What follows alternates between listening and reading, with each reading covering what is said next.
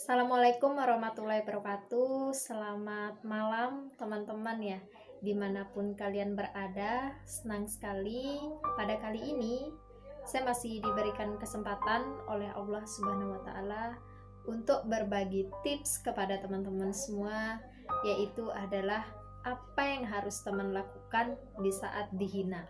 Nah, teman-teman pasti semua pernah merasakan yang namanya dihina ya. Saya juga pernah ya. Jadi apa yang harus kita lakukan di saat kita menghadapi hinaan itu sendiri? Nah, yang harus teman-teman ketahui sebelumnya bahwa kita hidup di dunia ini pasti tidak akan pernah lepas dari hinaan orang lain ya.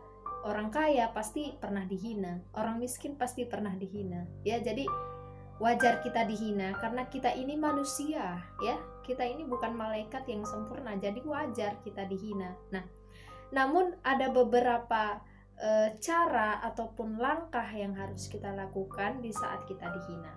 Ya, pertama ya diam saja gitu ya. Selama apa yang kita lakukan adalah sebuah kebaikan, ngapain kita dengarkan apa yang dibilang orang? Jadi kita diam saja gitu ya. Selama yang kita lakukan itu positif, ngapain harus kita dengerin orang gitu. Jadi saran saya sih lebih baik tetaplah berjalan ya, meski banyak yang menghina gitu ya. Jadi jangan balas hinaan orang ya. Kalau kita mau berhasil dalam hidup, jangan kita dengarkan apa yang orang lain katakan ya. Selama itu adalah sebuah kebaikan ya, kita jalani aja begitu.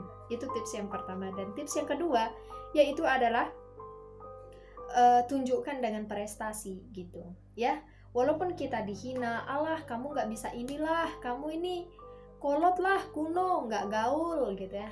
Ya kita tunjukkan aja dengan prestasi. Selama kita mampu, selama kita bisa ya, selama kita tidak pernah dengar apa kata orang, kita pasti berhasil ya. Kita tetap optimis, kita tetap percaya diri dengan kemampuan yang kita miliki begitu. Jadi tunjukkan dengan prestasi.